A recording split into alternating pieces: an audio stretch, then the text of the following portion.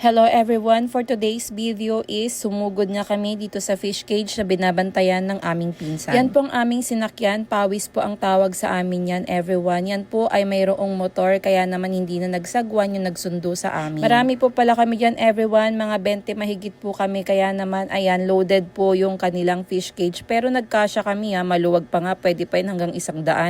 Char! Ayan aligaga nga kami dyan everyone na maglagay po ng tulda kasi po ay mainit. Yan po ay 10 AM na po kami nagpunta dyan. So habang may nag-aalaga kay Amaya everyone is maghanap buhay muna tayo, mag-video muna tayo para tayo ay mayroong maikontent. At syempre ang iba naman dyan ay busy sa paglagay ng tulda. Ako naman ay hayahay lang dito nagbi-video sa kanila. Char! Ang kasama ko po pala yan everyone ay aking mga pinsan, tapos yung dalawang tita namin at saka yung mga anak ng aming mga pinsan. Alam niyo ba, ang galing po ng pagkakagawa ng fish cage dito kasi ang gamit po dyan ay mga tubo at floater po ng mga containers. Kung titingnan nyo po yung fish cage, parang ang liit pero malaki po yan at saka malalim din po kaya maraming lamang bangus. Sakto po everyone kasi yung mga bangus po nila ay malapit na po nilang harvestin. Kaya naman tayo po yung mauuna muna na titikim. O diba, free taste yarn. Syempre naman tikman muna natin if mataba na talaga at saka malalaki na at masarap na ba ang kanilang bangus dito. Dati pala everyone, nung bata pa po ako ay hindi po ganyan ang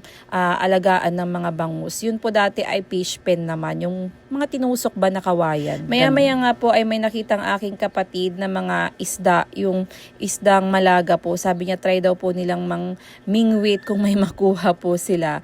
Ayan, at nilagyan po namin yan ng umang. Try lang po kung kayang kagatin po yan ng malaga kasi masarap po ng isda yung malaga. At sa kasamaang palad everyone is ayaw po ng malaga yung nilagay na pain. So ang kumakagat po dyan ay yung bagsang.